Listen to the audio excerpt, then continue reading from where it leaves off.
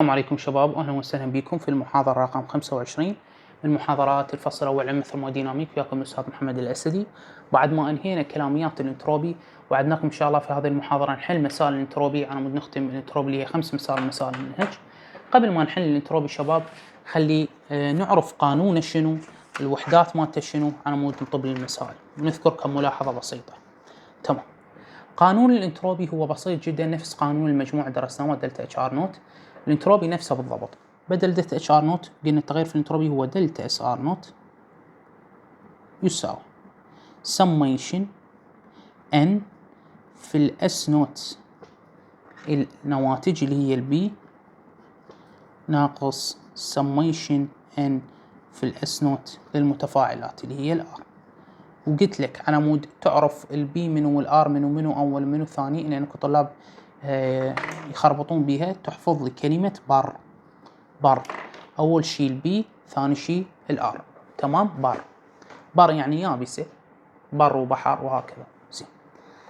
لأنك الطلاب هواي يقولوا لي استاذ مرات نحط الار هنا مرات نحط البي هنا، فاحفظ انت كلمة بر بالبداية هي البي وبالاخير هي الار. زين، هاي خلصنا منها. شباب الملاحظة قلت لك راح اقول لك اياها، الدلتا اس ار شنو وحداتها؟ وحداتها جول على كلفن في المول. زين. والاس شنو وحداتها؟ نفس الحالة، جول على كلفن في المول. اذا هي متشابهة في الوحدات. شنو الشغلة المهمة اريد اقول لك اياها؟ الدلتا اس ار ممكن تكون قيمتها موجبة، وممكن تكون قيمتها سالبة، وممكن تكون قيمتها صفر، بينما الاس قيمتها موجبة دائما. هاي الملاحظة المهمة اريد اقول لك اياها. الدلتا اس ار نوت ممكن تكون قيمتها موجبة او سالبة او صفر كذلك عادي، بينما الاس تكون قيمتها موجبة دائما. زين. ملاحظة الأخرى أذكر لك إياها، إحنا ودنا نحل مسائل، ما أتوقع عندي بعد ملاحظة مهمة، وإذا عندي راح نذكرها إحنا نمشي بالمسائل. تمام، إحنا ونمشي بالمسائل راح نذكرها. زين. الملاحظة هاي أريد أقول لك إياها، أنت راح تشوفها أيضا بالمسائل، بس أقول لك إياها أفضل. تتذكر من حلينا السميشن مال دلتا اتش ار نوت ايش قلنا؟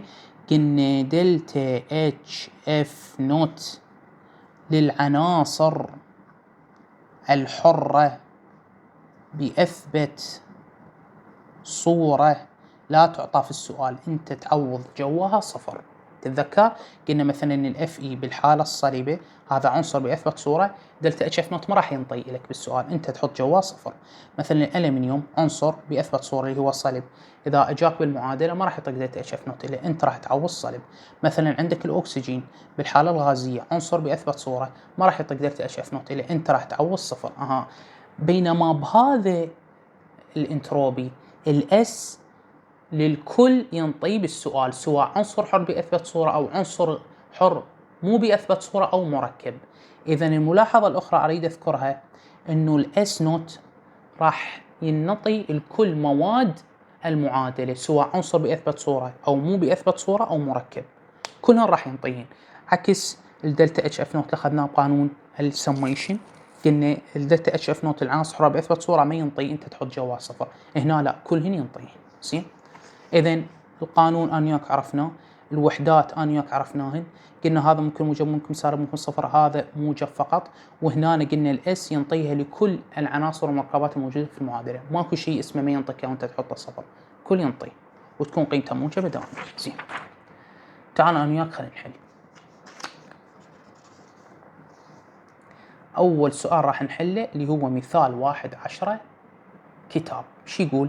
احسب التغير في انتروبي التفاعل القياسي دلتا اس ار نوت. تمام، يريد دلتا اس ار نوت التغير في انتروبي التفاعل القياسي. زين. للتفاعل التالي عند ظروف القياسية 25 سيلسيوس ضغط 1 يتم. نفس حل السميشن بالضبط شباب. اولا ننزل المعادلة المعطاة. تعال انا وياك ننزل المعادلة المعطاة. المعادلة شو تقول؟ تقول 2 سي او، 2 سي او زائد O2، هاي زائد O2 ينطيني 2 CO2، هاي 2 CO2. ايش بيها هاي المعادلة؟ هاي المعادلة دلتا اس ار نوت اللي هم مجهولة هو يريدها. زين. قلنا أول خطوة من خطوات حل الدلتا اس ار نوت شنو؟ تنزل المعادلة المعطاة. ثاني خطوة شو نسوي؟ ننزل الاسات المطينا اياها جوا. زين، ايش قد مطينا الاس مال سي او؟ 198. هاي تنزلها جواها 198. زين، تعال ايش قد منطيني الاس مال سي او 2؟ 214. هاي 214. ايش عندي بعد؟ الاو 2 ايش قد منطيني الاس مالتها؟ 205. هاي 205. اذا اول خطوه من خطوات الحل انزل المعادله المعطاه دلتا اس ار نوت مجهوله. ثاني خطوه اسويها انزل الاس جوا كل عنصر ومركب. شوف الاس تعطى لجميع العناصر والمركبات. شوف هذا اكسجين، عنصر باثبت صوره غاز. شوف هذا عنصر باثبت صوره غاز. هذا لو دلتا اتش اف نوت كان ما حكى عنه، انت تكتب صفر، بس بالاس منطي. انتبه، قلت لك الاس ينطي كل شيء. زين، هسه نزلنا الخطوه الاولى، ننزل المعادله كما هي دلتا اس ار نوت مجهوله. الخطوه الثانيه ننزل الاسات جوا كل وحده. الخطوه الثالثه نفس ما تسميشون بالضبط. شو نسوي؟ عدد المولات تضرب في الاس. هذا مولات ايش قد؟ ماكو يم مولات، يعني 1 تضرب في الاس. هذا مولات ايش قد؟ 2 تضرب في الاس. زين، إذن هذا راح يصير 2 في 198. هاي ما يما مولات، يعني 1 في 205، وهذا 2 في 214. زين، هسه نكتب النواتج شباب. هذا مثال 10 صح؟ زين، 2 في 198 هي 396 الناتج، وأيضا 1 في 205 هو 205، و2 في 214 هو 428. هسه شو نسوي شباب؟ نجمع المتفاعلات قبل السهم معا والنواتج بعد السهم نجمعها معا، صح؟ زين، اجي شباب 396 و205 جمعها 601. طبعا هاي عمليات بسيطة، ما بدي اسويها. العمليات المعقدة اللي هي اعداد عشرية، ضرب اعداد كبيرة، قسمة اعداد كبيرة، قسمة صغيرة، راح احلها كلها. بس هاي عملية بسيطة، 396 زائد 205. زين، هاي ما عندي شيء اجمعه وياه، هي 428 تنزل كما هو. زين، اذا هاي ايش مثلت لي؟ مثلت لي المتفاعلات اللي هي الار، هاي مثلت لي النواتج هي بي. هسه انزل القانون. دلتا اس ار نوت راح يساوي سميشن ان في الاس نوت المن للنواتج بي ناقص سميشن ان في الاس نوت المن للار متفاعلات. اجي دلتا اس ار نوت اني اريده راح يساوي افتح قوس، ايش قد النواتج؟ 428. اسد القوس ناقص المتفاعلات ايش قد؟ 601. هاي 601. زين، هذا السالب مال القانون راح يدخل على هذا القوس ايضا يسوي سالب، فدلتا اس ار نوت راح يساوي 428 ناقص 601. تعال نطرح. نطرح الكبير من الصغير، نضع إشارة كبير. هذا الكبير 601 وهذا الصغير 428. تمام، هذا إشارته سالبة، هذا إشارته موجبة. نطرح نضع إشارة الأكبر، يعني ننزل إشارته السالب لأن 601 أكبر. زين، أجي أطرح 1 ناقص 8 ما يصير، هاي راح تصير 9، وهاي راح تصير 5، وهاي راح تصير 11. 11 ناقص 8 8، 9 10 11 هاي 3. 9 ناقص 2 ايش قد؟ 7، و5 ناقص 4 1. راح يصير سالب الناتج سالب 1.73. شنو الوحدات؟ انتبه، قلنا وحدات الدلتا اس ار نوت والاس نوت اثنيناتهم وحدات جول على كلفن في المول. زين، تعال نحل السؤال اللي بعده.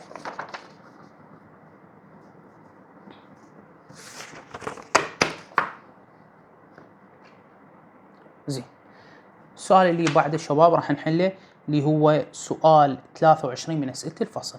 احسب دلتا اس ار نوت. يريد دلتا اس ار نوت للتفاعل الآتي عند درجة حرارة 25 سيلسيوس ضغط واحد يتم. أيضا مطيني التفاعل. قلنا أول خطوة من خطوات الحل ننزل المعادلة المعطاة في السؤال، ننزلها كما هي. المعادلة المعطاة تقول N2 زائد 3H2 ينطيني 2NH3. ايش بيها هاي المعادلة؟ المعادلة هاي دلتا اس ار نوت اللي هي مجهول. زين، الخطوة الثانية شو نسوي؟ ننزل الاسات. الاس مال N2 192، هاي 192. زين، الاس مال H2 131، هاي 131. زين الاس مال ان اتش 3 193، هاي 193. انتبهت الاسات كلها موجبه. هاي الملاحظه قلت لك راح اذكر لك اياها، انتبه هاي الملاحظه قلت لك راح اذكر لك اياها من نحل المسائل. زين تذكرت ما غلست عليها. شوف في هذا السؤال الحليناه انا وياك مثال 1/10. ايش قال؟ قال احسب التغير في انتروبي التفاعل القياسي دلتا اس ار نقطة التفاعل التالي عند ظروف القياس 25 سيليزيوس وضغط 1 اي تي ام. شوف يقدر يضيف لك مطلوب واذكر هل التفاعل ايش بيه منتظم او غير منتظم. يقدر يضيف لك ايضا مطلوب اخر مو مكمل هذا المطلوب بالاخير ويقول لك واذكر هل التفاعل منتظم ام غير منتظم. اذا اجاك شباب اذا اجاك هذا المنطوق شو تسوي؟ انا وياك شو تعلمنا المحاضره السابقه؟ مو تعلمنا الدلتا اس ار نوت اذا كان موجب يعني عشوائي واذا كان سالب يعني منتظم. يعني اني اذا اجاني منطوق هذا السؤال بالاخير من اطلع الدلتا اس ار نوت اشوف شنو اشارتها. اذا كانت اشارتها موجبه فالتفاعل عشوائي، واذا كانت اشارتها سالبه فالتفاعل منتظم. تمام زين. اذا انا حليت مثال 10 حليته وصلت للدلتا اس ار نوت. شنو اشارته؟ سالب. اقول له بما انه اشاره الدلتا اس ار نوت سالب فالتفاعل منتظم. زين. اذا هذا ممكن يضيف لك اياه المنطوق هذا اللي ممكن يضيفه شو يقول لك؟ بعد ما تجد الدلتا اس ار نوت شوف لي التفاعل منتظم ام لا. اجي اروح اشوف اشاره الدلتا اس ار نوت، اذا كانت موجبه التفاعل عشوائي، اذا سالبه منتظم. انا ايش طلع لي؟ سالب، اذا التفاعل منتظم. زين. هذا ايضا نفس الحاله. تعال نقرا المنطوق. قال لك احسب دلتا اس ار نوت للتفاعل الاتي عند درجه 25 سيسي وضغط 1 اي تي ام. تمام زين. وهل التفاعل منتظم ام عشوائي؟ يقدر يضيف لك هذا المنطوق. وهل التفاعل منتظم ام عشوائي؟ شلون اعرف؟ اطلع الدلتا اس ار نوت وراها اشوف اشارتها، اذا موجبه عشوائي، اذا سالبه منتظم. زين تعالوا نشوف. نجي شباب اول خطوه من خطوات الحل قلنا ننزل المعادله المعطاه، ثاني خطوه ننزل الاسات، ثالث خطوه نضرب عدد المولات في الاس. زين. الان عدد مولاته 1 فهذا 1 في 192. الاتش 2 عدد مولاته 3 فهذا 3 في 1 3 1. زين. الان اتش 3 عدد مولاته 2 فهذا 2 في 1 9 3. تعال نطلع الناتج. 1 في 192 ينزل 192. زين. 3 في 131 الناتج 3 9 3. هاي 3 9 3. زين. 2 في 193 ناتج 3 8 6. هاي 3 8 6. هسه شو اسوي شباب؟ اجمع المتفاعلات مع بعض والنواتج مع بعض. هاي المتفاعلات قبل السهم اجمعها والنواتج بعد السهم عندي بس هذا ينزل نفسه، ما عندي شيء اجمعه وياه. فالنواتج هاي 3 8 6 تنزل نفسها. هاي تمثل لي النواتج البي، ومجموع 192 و393 مجموعها 585. هاي تمثل لي المتفاعلات صح. انزل القانون دلتا اس ار نوت راح يساوي سميشن ان في الاس نوت المن مال نواتج البي ناقص سميشن ان في اس نوت مال منو مال ار متفاعلات. زين. دلتا اس ار نوت راح يساوي افتح قوس النواتج 3 8 6 اسد القوس ناقص افتح قوس المتفاعلات 5 8 5 اسد القوس. عندي شباب السالب هذا راح يدخل على القوس، فايش راح يصير عندي؟ دلتا اس ار نوت راح يساوي 3 8 6 ناقص 5 8 5. تعال نطرح الكبير من الصغير، يعني 5 8 5 وجوه 3 8 6. هذا إشارة السالب هذا موجب، نضع إشارة الكبير اللي هي السالب. زين. 5 ناقص 6 ما يصير، هاي بيها 7 هاي بيها 15. 15 14 13 12 11 10 9 هاي 9 تنزل. 7 ناقص 8 ما يصير، هاي بيها 4 هاي بيها 17. 8 9 10 11 12 13 14 15 16 17 هاي 3. 4 ناقص 3 1. الناتج سالب بس خل اتأكد من الحل. 15 6 15 14 13 12 11 10 9 هذا 9 مضبوط. 8 9 10 11 12 13 14 15 16 17 هاي 9 طبعا، اعتذر ناتج 9. خل اعيد لك الطرح. 5 8 5 8 5 وهنا 386. هاي إشارة السالب، هاي إشارة موجب، الناتج سالب. هذا راح يصير 15 ناقص 6 9. هذا داينه منه صار 7، 7 ناقص 8 ما يصير، فراح يصير 17، وهذا راح يصير 4. 17 ناقص 8 9 أيضا، 4 ناقص 3 1. فالناتج دلتا اس ار نوت راح يساوي سالب 1.99. وحدات انتبه جول على كلفن في المول. وقال لك هل التفاعل عشوائي ام منتظم؟ اشوف الدلتا اس ار نوت ورا ما اطلعها، الناتج سالب يعني منتظم. زين.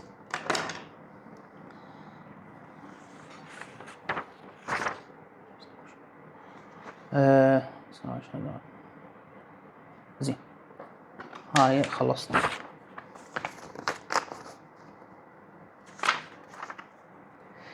نجي على تمرين 11 شباب. تمرين 11 شو يقول؟ احسب التغير في الانتروبي دلتا اس ار نوت. زين، التفاعل التالي عند الظروف القياسيه 25 سي سي ضغط 1 اي تي ام، وضيف التمن عندك، وهل التفاعل عشوائي ام منتظم؟ على مود اذا اجانا لا نتفاجئ بهذا المنطوق. ننزل التفاعل كما هو، 4 اف اي زائد 3 او 2 ينطيني 2 اف اي 2 او 3. دلتا اس ار نوت مجهول. زين، هاي الخطوة الأولى. الخطوة الثانية ننزل الأسات المعطاة. اف اي 2 او 3 منطيها 87. زين، الاو 2 205 والاف اي 27. شو نسوي هسه؟ نضرب عدد المولات في الاس. هاي راح يصير 4 في 27، وهاي راح تصير 3 في 205، وهاي راح تصير 2 في 87. زين، اجي شباب، 4 في 27 الناتج 108. هاي 108. 3 في 205 الناتج 615. واثنين في 87 الناتج مالتها 174. تمام. هسه نجي نجمع المتفاعلات مع بعض والنواتج مع بعض. زين، 174 ما عندي شيء اجمعه وياه، هاي تنزل 174، هاي تمثل لي النواتج البي. زين، ناتج جمع 615 و108 الناتج مالته 723. زين، هاي تمثل لي الار. انزل القانون، دلتا اس ار نوت راح يساوي سميشن ان في الاس نوت مال بي ناقص سميشن ان في الاس نوت مال ار. زين، دلتا اس ار نوت اني اريده، افتح قوس، النواتج عندي 1.74 ناقصا المتفاعلات عندي 7.2.3. صح؟ زين، السالب شباب راح يدخل هنا، دلتا اس ار نوت راح يساوي 1.74 ناقص 7.2.3. نفس الحالة شباب، سالب 7.2.3، وعندي هنا موجب 1.74. أطرح كبير من الصغير وأضع شرط كبير اللي هي السالب. 3 ناقص 4 ما يصير، هاي راح يصير 13. وين هذا الناتج؟ زين، 13 ناقص 4 راح يصير 9. 13 12 11 10 9. نعم. هاي راح يصير 1. زين، 1 ناقص 7 ما يصير، راح يصير 11 وراح يصير 6. 7 8 9 10 11 هاي 4. 6 ناقص 1 5. الناتج سالب 549. إذن دلتا اس ار نوت سالب 549. الوحدات انتبه جول على كلفن في المول. ما دام الإشارة سالب إذن التفاعل منتظم. نروح على السؤال اللي بعده. شو يقول؟ احسب دلتا اس ار نوت للتفاعل التالي عند درجة حرارة 25 سيلسيوس ضغط 1 اي تي ام، وضيف من يمك وهل التفاعل تلقائي ام هل التفاعل عشوائي او منتظم؟ زين، منطينا نفس الحالة شباب، منطينا تفاعل ومنطينا اسات. تعالوا ننزل التفاعل كما هو. التفاعل شو يقول؟ يقول اس اي اتش 4 اس اي اتش 4 زائد 2 او 2، هاي زائد 2 او 2 ينطيني اس اي او 2 زائد 2 اتش 2. ايش بيه هذا التفاعل؟ دلتا اس ار نوت الى مجهول. تعال ننزل كل واحد جوا. اللي اس اي اتش 4 مالته 206، وهذا 205، وهذا 42، وهذا 70. زين، هسه شو نسوي؟ هذا 1 في 206، هذا 2 في 205، هذا 1 في 42، هذا 2 في 70، صح؟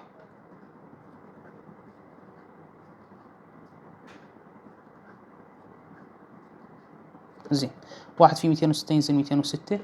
زين، 2 في 205 الناتج 410، هذا ينزل 1 في 42 ينزل 42، 2 في 70 ها 140، صح؟ زين، هسه نجمع المتفاعلات مع بعض ونجمع النواتج مع بعض. زين، 410 زائد 206 الناتج مالتها 616، 616 هاي تمثل لي المتفاعلات R.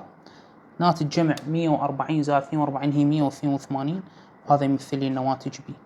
انزل القانون دلتا اس ار نوت راح يساوي سميشن ان في الاس نوت للنواتج B ناقص سميشن ان في الاس نوت للمتفاعلات R. دلتا اس ار نوت راح يساوي، افتح قوس، النواتج عندي 182، اسد القوس، ناقص المتفاعلات عندي 616، اسد القوس. نفس الحال الشباب، السالب راح يدخل هنا. دلتا اس ار نوت راح يساوي 182 ناقص 616، نفس الحال السالب 616 جوا موجب 182، اطرح 11 الاكبر هي سالب 6 ناقصين 4، 1 ناقص 8 ما يصير، هاي 5 هاي 11، 8 9 10 11 هاي 3، و5 ناقص 1 4، الناتج سالب 4 3 4. فدلتا اس ار نوت راح يساوي سالب 4 3 4، وحدات لا تنساها جول على كلفن في المول، وما دام الإشارة سالب فالتفاعل منتظم. نيجي على آخر سؤال من أسئلة اليوم، أنا مود ننهي محاضرة اليوم. سؤال مختلف، هل مرة دلتا اس ار نوت معلومة وأحد الأسات مجهولة، نفس ما شرحنا بقانون السميشن، هالمرة الأم معطاة وأحد البيانات مجهولة. زين، إذا علمت أن قيمة دلتا اس ار نوت التفاعلات تساوي 137 جول على كيف المول، يعني دلتا اس ار نوت معطاة هالمرة، عندي درجة حرارة 25 سيلسيوس وضغط 1 أتم، وأن قيمة الاس مال O2 205 جول على كيف المول. زين، شو يريد لحد؟ فما قيمة الاس مال O3. زين، هالمرة الاس مجهول. زين، ننزل المعادلة المعطاة. المعادلة المعطاة هي 2O3 2O3 ينطيني 3 O2، هاي 3 O2. هذا التفاعل الدلتا اس ار نوت إلى معلوم قيمته 137 جول على كلفن في المول. زين، وبعد ايش عندي معلوم؟ عندي معلوم الاس مال O2 هو 205. زين، احنا شو تعلمنا بماس سميشن شباب؟ قلنا اذا الام معلومه معناها احد البيانات مجهوله، فعلا طلع الاو 3 مجهول. شو قلنا؟ قلنا ما دام احد البيانات مجهوله نرمز لها بالرمز واي، وانا وياك اتفقنا قلنا بقانون السميشن اي دلتا اتش اف نوت مجهول او اس مجهول نرمز له بالرمز واي. زين، هسه شو نسوي؟ نفس الحاله شباب، نضرب عدد المولات في الاس، هذا راح يصير 2 واي، وهذا راح يصير 3 في 205. زين، هذا ينزل كما هو 2 واي، وهذا 3 في 205 راح يعطينا 615. هسه شو نسوي؟ ننزل القانون، هذا خلاص مثل لنا المتفاعلات، وهذا مثل لنا النواتج. دلتا اس ار نوت راح يساوي سميشن ان في الاس نوت للنواتج ناقص سميشن ان في الاس نوت للمتفاعلات. زين، دلتا اس ار نوت هالمرة معطى 137 يساوي، افتح قوس، النواتج 615 اسد القوس، ناقص المتفاعلات 2 واي، هذا السالب ايضا راح يدخل هنا، راح يصير 137 راح يساوي 615 ناقص 2 واي. انا ايش قلت؟ قلت اذا دائما المجهول قيمته موجبة اخليه بمكانه، بس اذا قيمته سالبة انقله قبل اللي يساوي. ليش؟ ما يصير المجهول قيمته سالبة، لازم موجبة، اذا موجبة ابقيه بمكانه، سالبة انقله. زين، انقله اجيبه هنا، وهذا ارجعه هنا، فراح يصير 2 واي 2 واي راح يساوي 615 بقت بمكانها، هاي كانت إشارته موجبة، راح صار سالب ناقص 137. تعال نطرح 615 بالموجب، وهذا السالب 137، نضع إشارة كبير طبعا، 5 ناقص 7 ما يصير، هاي 15 هاي 0، 15 ناقص 7 7 8 9 10 11 12 13 14 15 هاي 8، 0 ناقص 3 ما يصير، راح يصير 5 وراح يصير 10 10 ناقص 3 7 5 ناقص 1 4. الناتج 2 واي راح يساوي 4 7 8 بالموجب طبعا. زين، هسه شو نسوي شباب؟ أنا أريد واي، فأقسم على 2. واي راح يساوي 4 7 8 قسمة 2. الناتج يطلع 2 3 9. زين، شلون استاذ؟ بالاختصار شباب 4 7 8 قسمة 2 على 1، هاي بيها 1 هاي بيها 1 هاي بيها 2. الاثنين بيها 1، الأربعة كم 2 بيها 2، السبعة كم 2 بيها 3 تبقى 1، 18 كم 2 9. فالناتج 2 3 9. شنو الوحدات؟ انتبه، اني الواي اطلعته هو 2 3 9. شنو وحدات؟ جول على كلفن في المول. احنا مو قلنا وحدات الاس ووحدات الدلتا اس هي جول على كلفن في المول؟ زين، هل خلص الحل هنا؟ لا. ايش راح تقول له؟ تقول له الواي هو نفسه الاس نوت مال الاو 3 اللي انت تريده، ويساوي 2 3 9 جول على كلفن في المول. هاي لازم تكتبها شباب، هاي مهمة. تقول له الواي اللي انا طلعته هو الاس نوت مال اوزون الاو 3 اللي انت تريده، تمام، ويساوي 2 3 9 جول على كلفن في المول. زين، اذا قل لك هذا التفاعل عشوائي لو منتظم، مو تروح تباوع لي على الاس طلعتها، انتبه انا شلون اعرف التفاعل عشوائي او منتظم؟ اباوع على الدلتا اس اللي هو منطيه بهذا السؤال. هو ايش منطيها موجبه يعني عشوائي. اذا قال لك، اذا زيد لك خطوه بهاي السؤال وقال لك هل التفاعل عشوائي او منتظم، مو تروح تباوع على الاس طلعتها. التفاعل عشوائي او منتظم تباوع على الدلتا اس وليس الاس. الدلتا اس بهذا السؤال معطاه قيمتها موجبه يعني عشوائي. الى هنا ننهي محاضره اليوم شباب. محاضره اليوم وفقنا الله انه نخلص كل شيء يخص الانتروبي. المحاضره السابقه خلصنا كلاميات الانتروبي، والمحاضره مال اليوم خلصنا مسائل الانتروبي. حلينا انا وياك مثال 10، وحلينا السؤال 23 من اسئله الفصل، حلينا تمرين 10، وحلينا السؤال 28 من اسئله الفصل، وسؤال 29 من اسئله الفصل. درس بسيط جدا سهل جدا، ان شاء الله ما نكون طولنا عليكم، والمحاضره كانت سهله عليكم. اي سؤال يستفسر خانه التعليقات موجوده. لا تنسون بخالص الدعاء لي ولوالدي. شكرا على حسن استماعكم، وفي امان الله.